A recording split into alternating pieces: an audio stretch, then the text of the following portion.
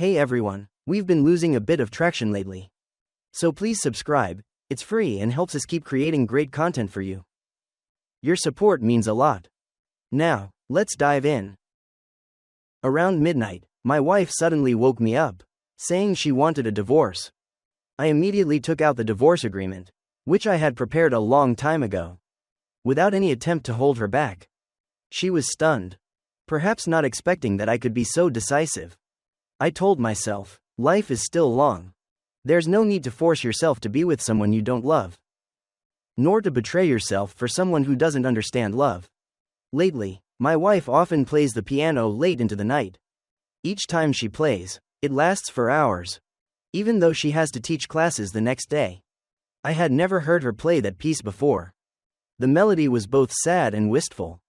Her focused profile under the moonlight suddenly reminded me of the first time I met her in high school.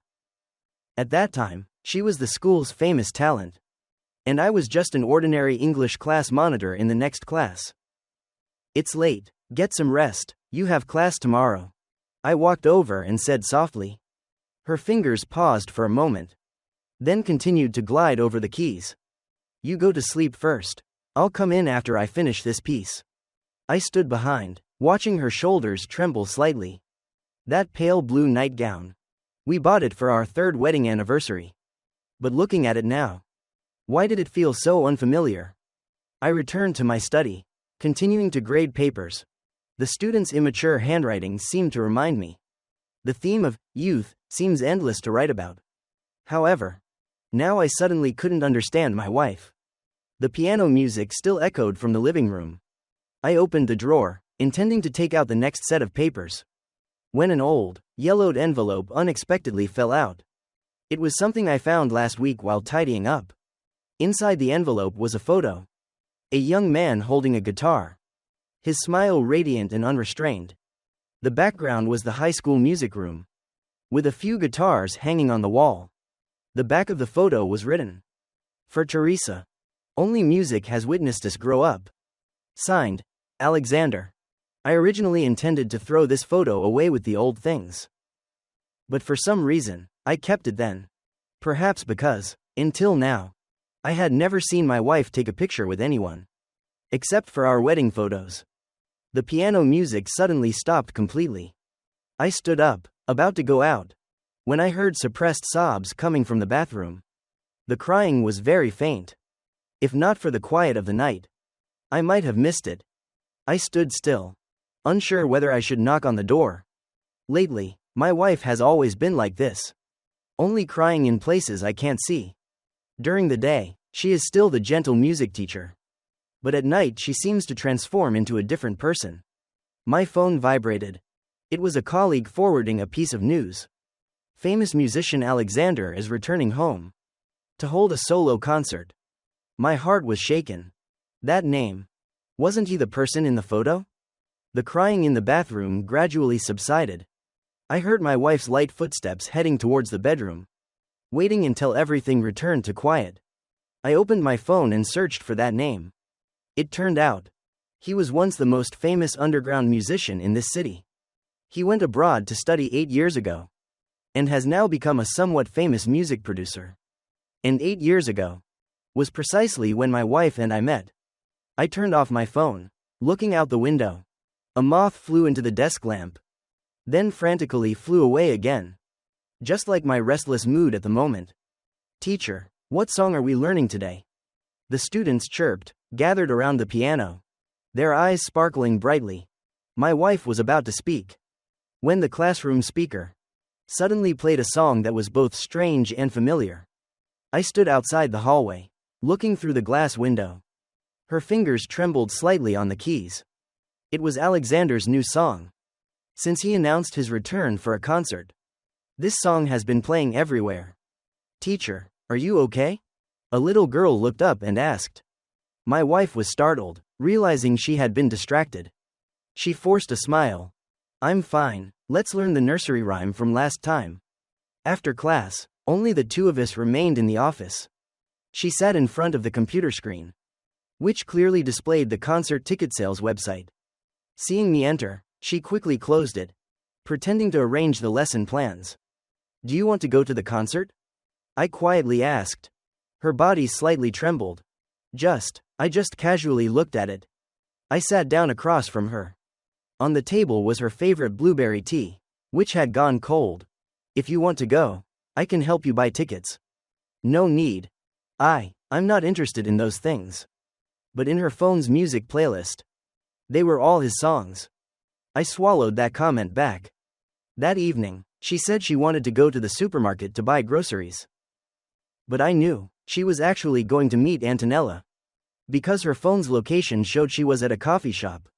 Since the news of Alexander's return spread, she often meets with Antonella. I opened my computer, and the search history still contained the keywords Alexander, first love. So, during those nights of playing the piano, she wasn't just playing, but also secretly searching through memories. I suddenly recalled when I was grading papers a few days ago.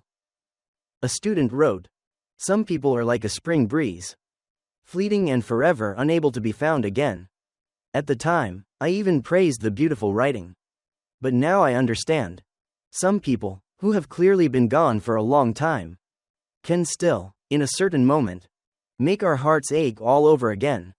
My wife came home very late, carrying 2 plastic bags. The supermarket has a sale. I bought a little extra. Her voice sounded a little awkward. 2. I took the bags. Inside, in addition to daily necessities, there was a black dress. It still had the tag on it, and the style was unlike her usual taste. "Nice new dress," I said. "Yes, the season is changing soon." She quickly hung the dress in the closet. I went to shower. The sound of running water echoed in the bathroom. I opened my phone. The concert advertisement poster immediately caught my eye. Next Saturday, 8 p.m. MetLife Stadium. In the picture, Alexander held a guitar. His smile still as radiant as before. Compared to the old photo, he didn't seem to have changed much. The water stopped. Teresa stepped out wrapped in a towel. Seeing me looking at my phone, her eyes showed a fleeting panic. "Aren't you asleep yet? You have to get up early tomorrow." I quickly turned off the screen. "Oh, right, next Saturday I have a gathering with colleagues. I'll probably be home late." She paused slightly, then nodded. "Okay, I know." Antonella was Teresa's best friend. That year, when the topic of Teresa and Alexander came up, Antonella's eyes briefly looked distant. It wasn't just a simple breakup. At that time, Alexander was planning to go abroad, and the two of them had planned to go together. Teresa even had her passport ready. But her mother, Aunt Anna, found out, and directly took a whole bottle of sleeping pills to threaten Teresa. Afterward, the doctor said she had depression, crying every day, saying that if Teresa left, she would die right in front of her. Antonella took a sip of tea. Alexander came to the hospital, but was frightened by the noise and crying of her mother. And then he left. "So he just left?" I asked. Antonella gave a bitter smile. "He only left behind a note that said, 'Sorry,' before he left." And after that, Aunt Anna started setting Teresa up on blind dates. "You were the third person. She refused the previous 2. But when it came to you, she agreed." I was silent. "Do you know why?" Antonella sighed. "Because you are also a teacher, with a gentle nature. And most importantly, you bear a resemblance to Alexander in high school." I forced a faint smile. So I was nothing more than a replacement. A perfect choice for my mother-in-law to feel at ease. No wonder all these years. Every time we had a family gathering, her mother's eyes always held a hint of smugness when looking at me. "I'm sorry," Antonella whispered. "I've wanted to tell you for a long time. But I was afraid of ruining your relationship. Now that Alexander is back, I'm afraid." I stood up. "It's okay. At least now I know the truth." On the way back, it started to drizzle. During the school's annual art festival, as the MC's voice finished, the entire hall erupted. "Please welcome our special guest, the famous musician Alexander, to perform the song, Youth of that Year." I stood in the corner backstage, watching the excited cheers. He walked past me with a guitar, still maintaining the rebellious look of his youth. That guitar was very familiar. It was the one in the old photo. It turned out, he had been traveling with it all these years. Sitting in the front row, Teresa was completely rigid. Today she brought her students to participate in the performance. The children had just finished performing and were chattering excitedly. But she seemed to hear nothing, just quietly staring at the stage. I dedicate this song to my youth, and also send it to a girl I once knew. I wonder how she is living now. Alexander's voice echoed through the microphone. The prelude began, a heartbreakingly familiar melody. I suddenly remembered that all those late nights Teresa played the piano. It was this piece. It turned out, she still remembers. Teresa's shoulders trembled slightly. A little girl tugged at her sleeve. "Teacher, why are you crying?" She quickly wiped her tears, forcing a smile. Maybe the lights are too bright. But today, the hall lights were clearly dimmed. The song continued. Alexander's eyes swept across the audience and clearly paused when they reached Teresa. His fingers trembled on the strings, almost hitting a wrong chord. A sigh arose from the audience below. The song evoked youthful memories in everyone's hearts. But only I understood. It wasn't a nostalgic song, but a letter of apology that was 8 years too late. Teresa suddenly stood up, staggering as she ran out. A few children tried to follow. She gently stopped them. "I'm going to the restroom for a moment. I'll be right back." I hesitated for a moment, then followed. At the end of the hallway, suppressed crying came from the restroom. Too familiar. Exactly like the nights she secretly cried in front of the piano. I stood outside the door, but didn't know what to say. The music penetrated the wall, and had already switched to another performer. Just then, a familiar figure quickly emerged from the backstage exit. It was Alexander. He obviously also heard the crying, and looked up in this direction. I turned around and left. There are some scenes I shouldn't witness. Just like 8 years ago. This separation and this reunion. Neither belonged to me. When I returned to the hall, the performance had ended, and the MC was announcing the next segment. But the atmosphere in the audience hadn't quieted down yet. They were talking, guessing who the girl in the song was. Until the event ended, Teresa still hadn't returned. Antonella took her place looking after the children, and gave each one a candy, saying, "The teacher asked me to give it." At 11 p.m., I lay in bed, hearing the sound of a car engine outside the door. Stepping out to the window to look down, I saw Teresa getting into a strange car. The person in the car was Alexander. 3. I closed the window, turned on the TV, wanting to redirect my thoughts. The news was broadcasting about today's art festival. The reporter said it was the most successful organization of the year. The camera panned across the audience seats, stopping on Teresa's tear-stained face. It turned out our marriage was just like that festival. Successful on the surface, but hiding unspoken bitterness inside. The time was getting close. I had to go pick up Teresa. My mother-in-law checked her watch, reminding me, "Today is your father's 60th birthday." Our whole family had booked a private room at a hotel near our old house. Teresa deliberately chose this place, saying it was for the beautiful scenery. But I knew it was mainly because it was close to Alexander's studio. "No need, mother." I put down my chopsticks. She said she'll come herself. No sooner had I spoken than the room door was pushed open. Teresa walked in, followed by a shadow. The whole room froze. Alexander carried a bottle of wine. "I heard it's your birthday, uncle. I just happened to be passing by, so I came to congratulate you."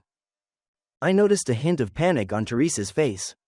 She lowered her head, quickly walked over and sat down next to me, her fingers unconsciously twirling her platinum ring on her slender finger. The ring looked unusually loose. Come here, come here." My father-in-law enthusiastically poured wine for Alexander. "You sit over here." The spot he pointed to was directly across from Teresa. The atmosphere at the dinner table became strained. My father-in-law only focused on drinking, while Teresa kept her head down the whole time. Her chopsticks hadn't touched the food once. "Oh, right, Alexander." My father-in-law suddenly said. Play a song for everyone. Alexander glanced at Teresa. My father-in-law smiled. Didn't you used to frequent our house? Playing for Teresa? My hand clenched into a fist under the table. That sentence hurt like a knife stabbed directly into my heart. Alexander, using the excuse of the wine, actually went to the next room to retrieve his guitar. He said, "This is a newly composed song, called Forgiveness." Teresa's hand trembled. The wedding ring on her finger wobbled, about to fall off. I reached out to catch it, but she gently avoided me. Hidden in the singing were codes only the two of them understood. I saw Teresa's tears drop onto the back of her hand, blurring into a streak. All right. My mother-in-law suddenly stood up. He's had too much to drink. He should go rest. The party ended abruptly like that. Before leaving, Alexander even gave my father-in-law 2 tickets. I have a concert next week. I hope you and Auntie can attend. On the way home, Teresa was silent, her fingers continuously spinning her wedding ring, as if it had suddenly become too heavy, yet also too light. If you want to go to the concert, I'll go with you. I broke the silence. No need, her voice was hoarse. I don't want to go. But I knew, she would definitely go. Just like in high school. Every time Alexander performed, she would quietly sit in the last row. That was something Antonella had told me. Late at night, I stood alone on the balcony smoking. The sound of a car engine echoed below. It was Alexander leaving. The car drove very slowly and deliberately honked as it passed our house. The bedroom light turned on, then quickly went off. I extinguished the cigarette, standing on the balcony for a long time, until the faint light of dawn appeared. At that moment, I saw a small object fall from Teresa's hand. It was the wedding ring. She bent down to pick it up, but didn't put it back on. Just silently placed it on the dressing table. In that moment, I suddenly understood. Our marriage, like that ring, could no longer hold her heart. I stood by the window, looking down at the street below. This was the 4th time this month. Teresa said she had to work overtime. But in reality, she was sitting at a coffee shop with Alexander until late at night. In the photos Antonella sent, they chatted lively. Alexander still had that careless, rebellious look, occasionally playing a few chords for Teresa. And the smile on Teresa's face was brighter than any time she was at home. Lately, I've been thinking, maybe I should find them and talk frankly. But every time I walked to the cafe door, seeing that bright face I hadn't seen in a long time, I quietly turned my back and left. Life must go on. I still have a class of students to teach. Emotional matters can be put aside for now. At 7 o'clock, Teresa texted, "I'm going to the mall with my mother today. I might be home late." I looked out the window. The rain was pouring heavily. In this weather, my mother-in-law never goes out. But I still replied, "Okay, be careful." A moment later, I saw on Antonella's personal page a photo of them going to the movies, right in Luna Square. I put down my phone, opened my computer, preparing the lesson plan for tomorrow. On the screen was a lecture that I knew, telling the story of Romeo and Juliet's love. I used to love this topic very much, but now I don't know how to teach my students the truth about understanding and companionship. At 10 o'clock, Teresa returned. She still carried the faint scent of coffee, and her eyes were unusually evasive. The mall was too crowded. My mother took a long time shopping, so I came home late, she said vaguely. I continued to arrange the lesson plans. Next time I will go with the two of you. She paused slightly, then quickly walked into the bathroom. The sound of running water echoed, and again I heard her suppressed, choked sobs. 4. This was the 3rd time this month. Every time she lied, Teresa hid in the bathroom to cry. Perhaps she felt guilty. Perhaps she was struggling. But more likely, she finally realized she had chosen to betray. I stood up and walked to the window. The rain was still falling, hitting the glass with clear sounds. Downstairs, a car slowly drove by. That license plate was too familiar. The file in the drawer had gotten a little thicker. I knew The day would come when it couldn't hold anymore. Just like this marriage. It would eventually come to an end. But before that day came, I still chose silence. Because some pain is deeper than betrayal. It's watching the person you love passionately wrestling with another love. I want a divorce. That sentence, on that special weekend morning. Why did I hear myself uttering it in an oddly calm voice? In fact, the answer had long been in my heart. But I still wanted to hear her say it herself.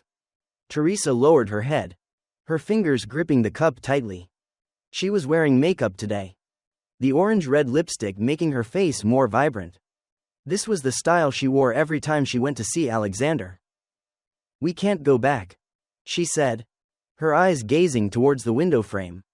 The sunlight pierced through the sheer curtain, painting a gentle layer of light on her thin face.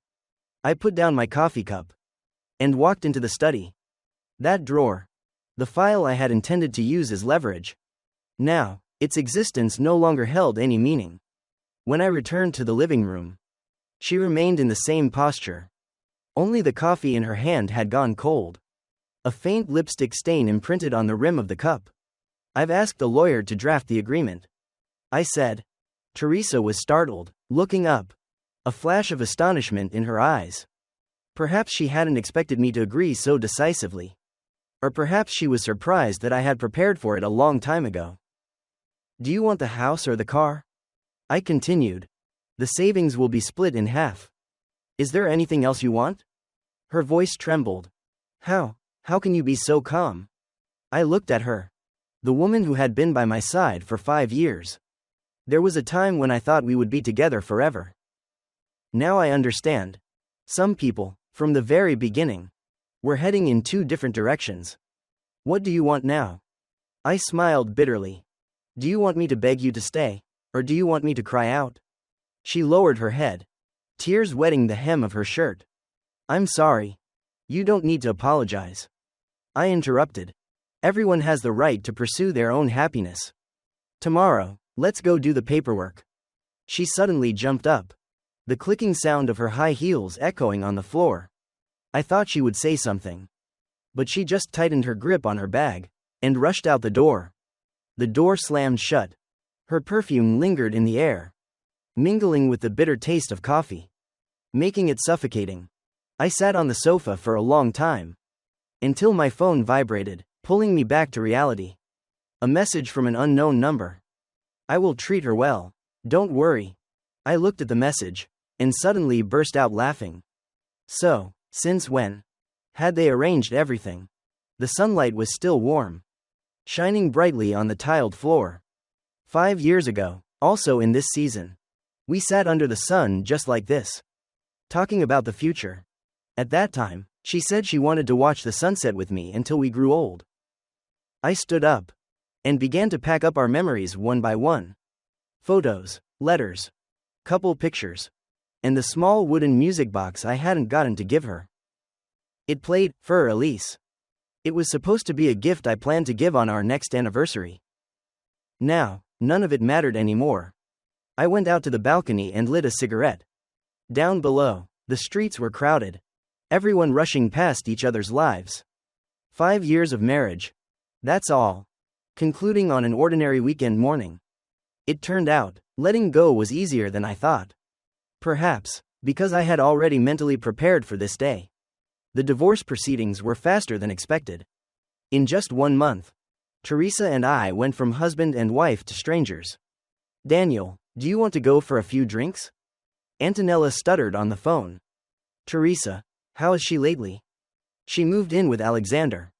I was silent for a moment, then continued. That's her choice. It no longer concerns me. Hanging up, I went back to organize the study. A dusty cardboard box in the corner of the room.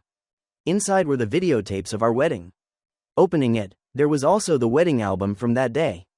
In the photos, Teresa smiled brightly, as if she were truly happy. A car horn sounded outside the window. I looked down and saw Alexander's car stop. Teresa stepped out from the passenger seat and entered the apartment building. She must be moving the rest of her belongings. I put on my jacket and went out, not wanting to run into her accidentally. Walking aimlessly, I arrived at the old noodle shop. The owner saw me and habitually ordered 2 servings. Is Ms. Teresa not with you today? I paused. From now on, it's just me. The owner looked confused. But I saw her here yesterday. With a man playing the guitar. She cried so much. And that man kept apologizing. My hand trembled. Soup splashing onto my shirt. Is that so? It didn't sound like good news. The owner sighed. I overheard a little. That man said he was going abroad soon. And wanted to take Ms. Teresa with him. But she refused, and just kept crying. I put down my chopsticks. It turned out, the story had a different twist. When I returned, I saw Teresa was still there. She was sitting slumped in the corner of the study, clutching the box containing the wedding videotapes. Her shoulders were constantly trembling. Take it all, I said. She looked up. Her makeup smeared. I'm sorry. I thought you weren't home. It's all right. I turned around, about to leave. Wait, Daniel. Her voice called out softly. Choked up behind my back. There are a few things I think you should know. 5. I stopped walking, but didn't turn around. Alexander is going abroad to develop. He said he wants to take me with him. To start over. Teresa's voice carried a choked sound. But I'm scared now. Just like 8 years ago. I'm still afraid. I finally turned to look at her. So what? I don't know. She covered her face with her hands, sobbing. That year, my mother stopped me. But now, it's me who doesn't dare to leave. I thought after all these years, I had become brave. It turns out, I've just seen the truth clearly. He has always been someone who can leave everything behind for his dream. And I will forever not be a part of his dream. She froze, tears streaming down her cheeks. But I thought he had changed. People don't change. I laughed bitterly. Just as you, from beginning to end, only loved him. I'm sorry, her voice softened. Don't apologize. You should say thank you. Thank you for making me understand that some people are simply temporary guests in life. She stood up, hugging the cardboard box. Her steps unsteady. That music box, was it meant to be a gift for me? I saw it in the drawer. Yes. I continued to look out the window. I planned to give it to you on our anniversary. A suppressed sob echoed behind me, followed by receding footsteps. Only when the door was gently closed did I turn around and start tidying the house.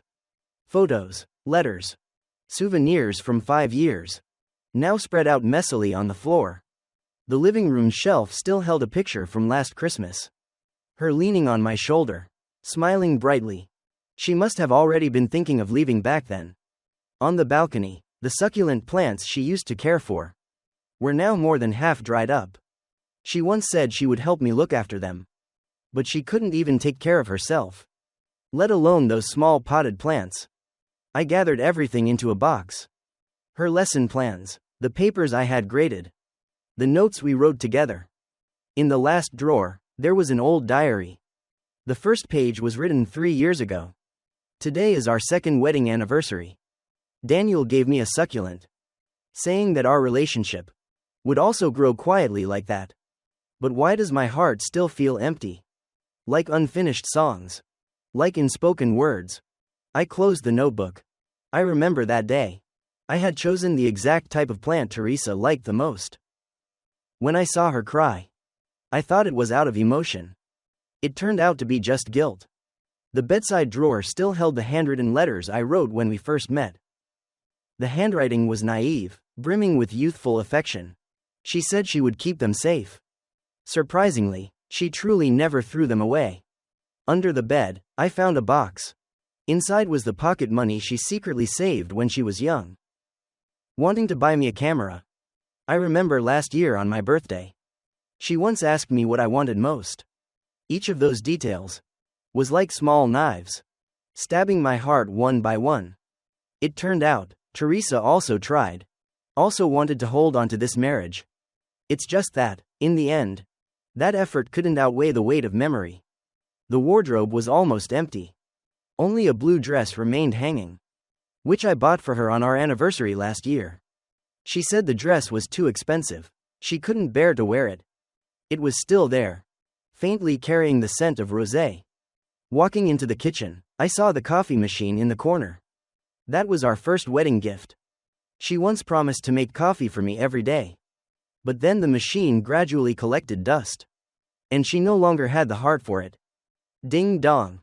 The doorbell rang. It was the moving company staff. Sir, do all these boxes need to be moved? Yes.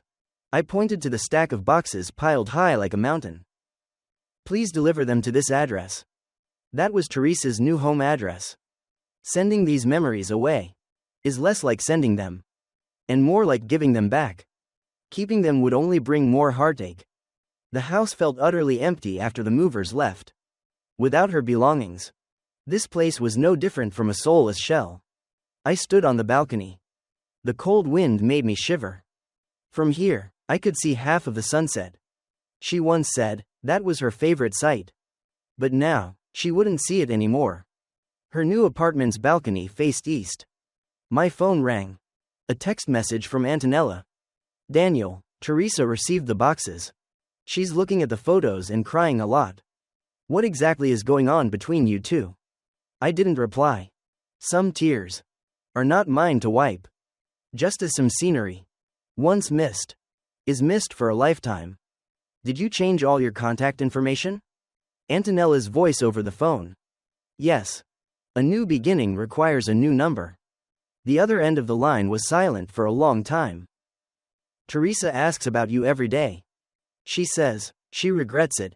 My pen froze in my hand. A long streak of ink stained the exam paper. Looking up at the window, the sky was overcast, as if about to rain. Daniel, Antonella's voice hesitated. She really wants to see you. Even if it's just one last time. It's no longer necessary. I folded the exam papers. Tell her to take care of herself. Hanging up, my eyes fell on the desk calendar. Today coincided with Alexander's concert. Perhaps Teresa would still go. Just like in high school. She secretly sat in the last row, looking up at the person on stage. At lunch, I unintentionally scrolled through the news. Famous musician Alexander, at today's concert, was proposed to by a fan on stage. 6. In the illustrative picture, a fan knelt on one knee. It was a beautiful young woman. My phone vibrated. A text message from Antonella. Teresa has seen the news. Even though it's just a farce. She has collapsed. I turned off my phone and continued eating dinner.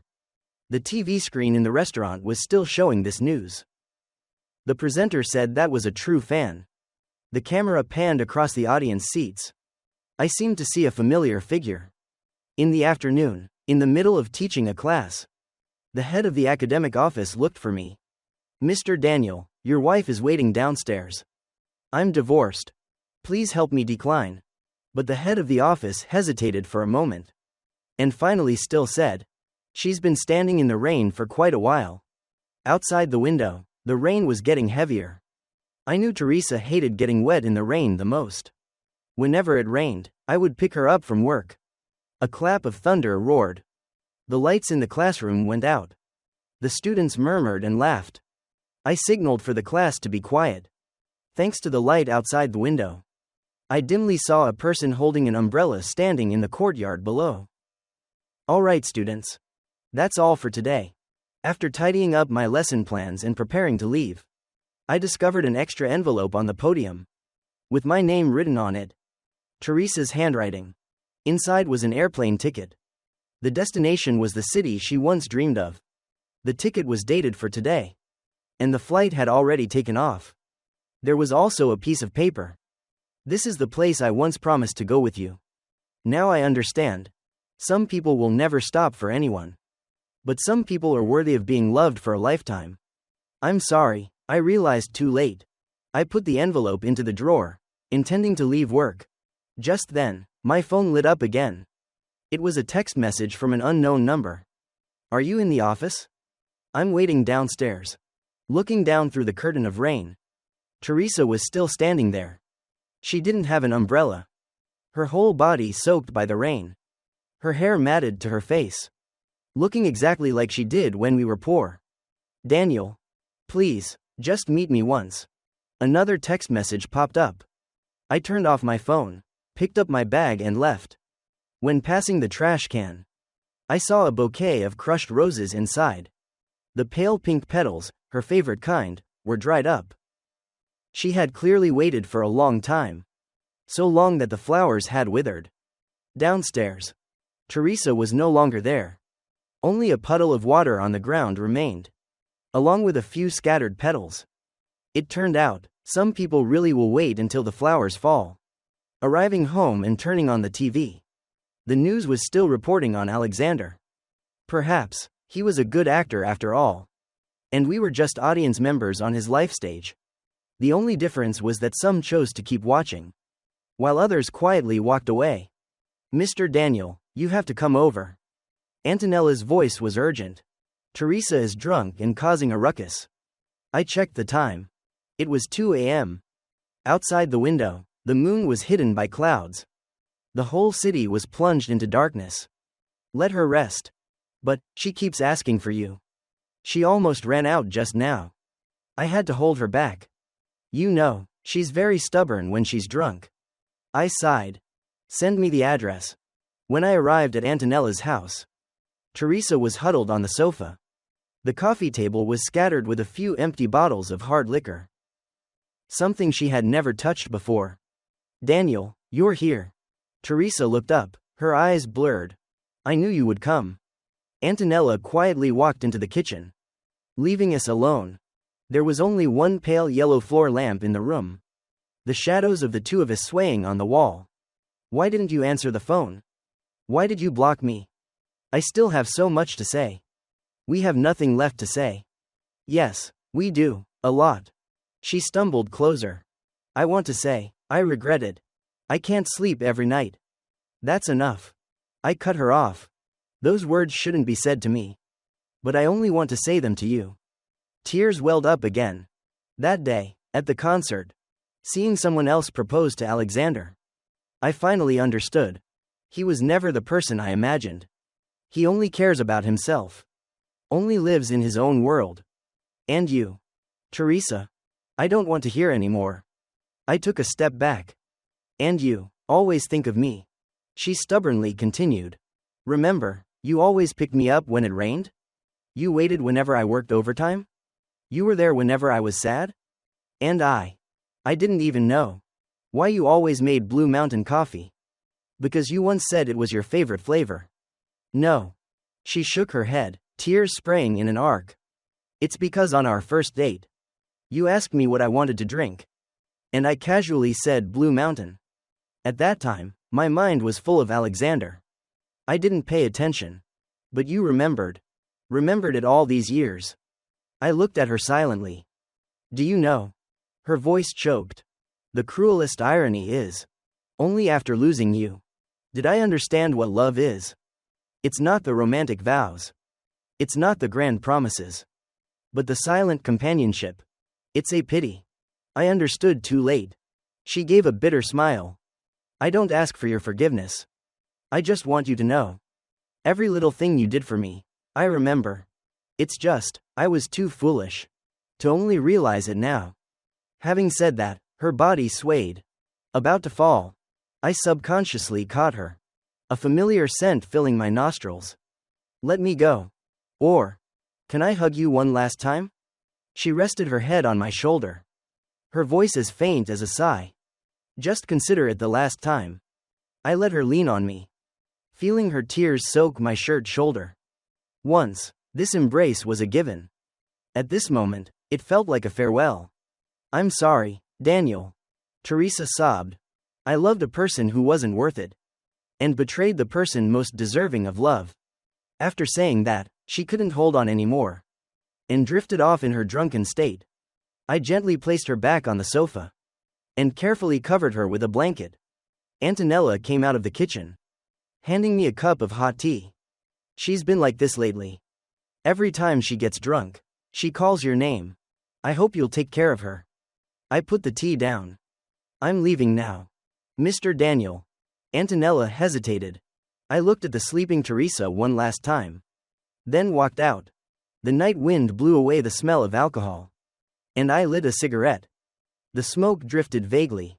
It turned out, some drunkenness isn't from alcohol. Some pain isn't from love. But because we are sober in the present. To regret the blind things of the past.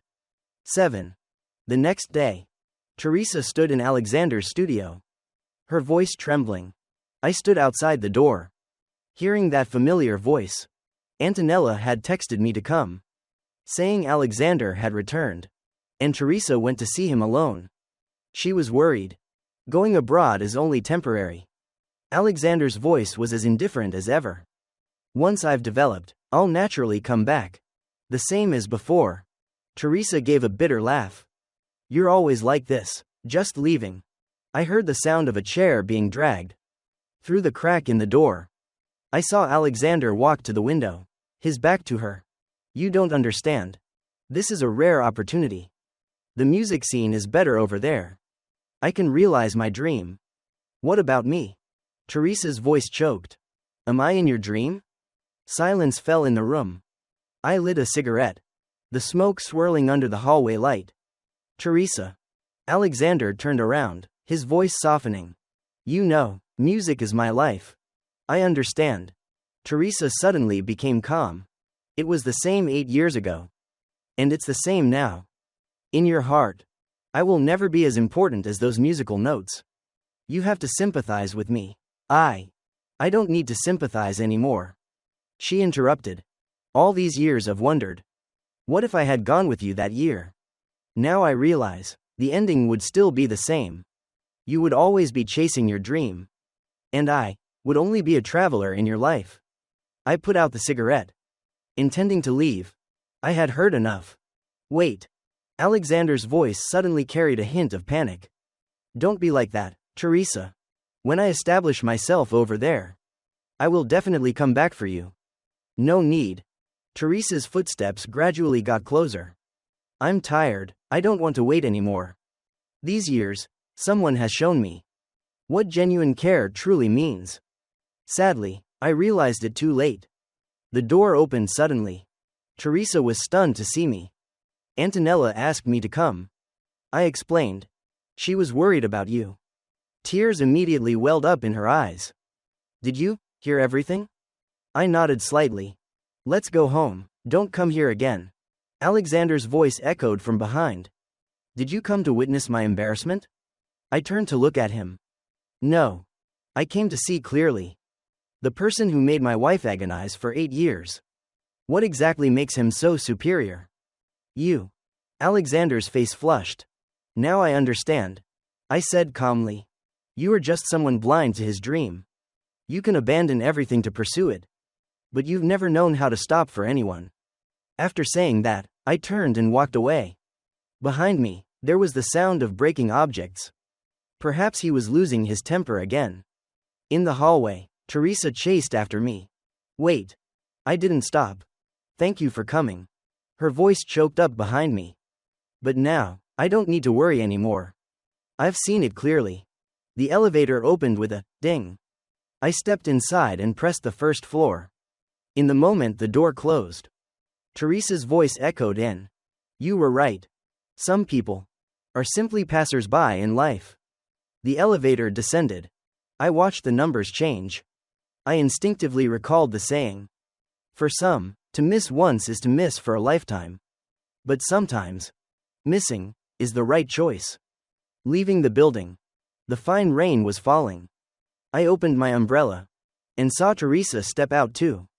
She wasn't carrying an umbrella, just standing quietly in the rain, looking up at the window of that studio. The light was on. A shadow was vaguely visible. And the sound of a guitar played. Alexander was composing again. Surely this time, it was a farewell piece. And Teresa, finally, in the rain today, saw through the 8-year-long impossible dream. As a teacher, I took extended leave. The first time in my life taking a month off. The reason was simple. I needed peace and quiet. My mother called. Son, are you really going that far away? I want to go to the beach for a trip. Don't worry, I'll be back soon. I looked at the airplane ticket on the table. Antonella said. Teresa came to the school every day. Stood outside my classroom door. And then left. Hearing the news that I had taken leave. She rushed over, but still missed me. Some words, when too late, are simply too late. It was almost 9 p.m. after I finished packing. There were only a few scattered footsteps on the campus. Putting on my backpack and heading to the gate, I saw a familiar figure from afar. Teresa stood under the street light. Like a lost child. Seeing me, she quickly ran over. I heard, "You're leaving soon?" I nodded. Yes, a break for a while. How long will you be gone? A month. She lowered her head, her voice trembling. Is it, because of me? 8. I smiled faintly. Not at all, I just want to go see the ocean. She suddenly looked up, tears welling in her eyes. Can I come with you? Like we talked about on our honeymoon, do you remember? You said, one day, you would definitely take me to see the most beautiful sunset. How could I forget? I quietly replied. At that time, she leaned on my shoulder, saying she wanted to travel everywhere. To see all the seaside sunsets in the world. We made so many plans. But in the end, none of them came true. I'm sorry. I said very softly. This time, I want to go alone. Teresa's tears immediately streamed down. Really, you won't give me even a small chance? I looked up at the night sky. Teresa. I called her name gently. There are some things I've always wanted to say to you. She wiped her tears, looking straight at me. All these years, I am very grateful to you. Thank you for letting me understand that. To love someone, sometimes is to learn how to let go. But I have let go of the illusions that shouldn't have been there. She spoke quickly, her voice trembling. I finally saw clearly. What is truly worth cherishing? I know. I smiled. Then please, also let go of yourself. Some wounds need time to heal. What about you? She choked up. Your wounds, don't they need time? I need it too. I looked at her. That's why I have to go see the ocean. They say the sea breeze can heal everything. She looked at me intently, tears silently flowing down. In the moonlight, her appearance overlapped with the image of the young girl from my memory years ago. It's just that. Neither of us were young anymore. Take care of yourself. I said softly, then turned to walk away. Wait. She took an envelope from her pocket. This is a letter I wrote for you. You can read it if you get bored on the road. I accepted it and put it in my pocket. Okay. You must come back. Her voice choked, pleading softly. I didn't answer, just waved goodbye. Reaching the school gate, I looked back one last time. She was still standing there. Under the street lamp, her shadow long and trailing. As if trying to reach my feet. Perhaps, leaving is the best choice. Like a leaf leaving a branch. It must endure a long journey of wandering. Before finding its place of belonging. 1 year later. Mr. Daniel. All the students here like you. A young teacher exclaimed. No wonder the principal calls you a treasure. I just smiled, and continued to organize my lesson plans. The new school was in a different city. Very far from my previous life. Just like the scene outside the window right now, everything was new. Over the past year, I have traveled to many places, and seen many seasides. Only now do I truly understand. To love someone, the best way is to allow both of you to live better. Mr. Daniel, someone is looking for you. The office head poked their head in. Someone named Antonella, says she's an old friend. I put down my lesson plans and went out. Antonella was dressed the same as before. But there was an added stroller next to her. With a child inside. Let's go sit at the cafe next to the school. She pointed. The smell of coffee now was different from before. But it was unclear whether it was better or worse. Just like life, always changing quietly. Teresa is getting married soon. She said directly. Her fiancé is also an elementary school teacher. And he has a good disposition. I gently nodded. Yes, I wish her happiness. Are you really not sad at all? I looked out the window. The sycamore leaves had turned yellow. Everyone deserves a new start. Antonella sighed softly. She looked for you for a long time. and only gradually accepted the truth half a year ago. That's good. I took a sip of coffee, then smiled. By the way, your son is very adorable. After saying goodbye to Antonella, I returned to my study. Opening the drawer, an envelope fell out. It was the letter Teresa gave me that year. I still hadn't opened it. Perhaps, the time has come. 9. I am sitting in the cafe where we had our first date. Do you remember? That day you were so nervous that you spilled the coffee cup. But you insisted on compensating me with a new outfit. Now that I recall it, it turns out that clumsiness and tenderness were the most touching declaration of love. Only recently have I understood that love is not grand, brilliant vows, but persistent, long-lasting companionship. It's just a pity that I understood it too late, losing the person most worthy of cherishing. Yesterday, I dreamed of you again. You were sitting on the podium, carefully grading homework. The sunlight shone down, casting a gentle shadow at the corner of your eyes. I really should have looked at you a few more times then. I wish you happiness. Signed, Teresa. I folded the letter and put it back in the drawer. Perhaps I will never open it again. Springtime, the mall was busy with people coming and going. I stood in the literature section of the bookstore, choosing reference books for my students. How about this book? A familiar voice sounded behind me. I turned around, it was Teresa.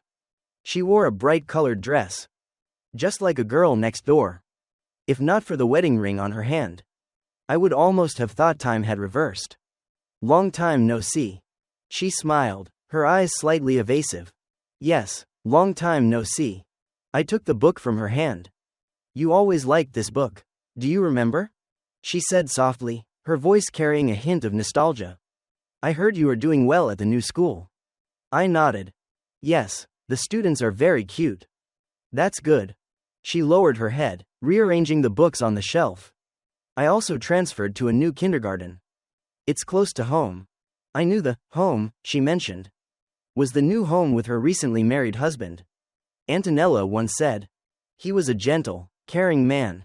Congratulations, I said sincerely. She looked up, a barely noticeable flicker of emotion passing through her eyes. Thank you. The checkout lines were long.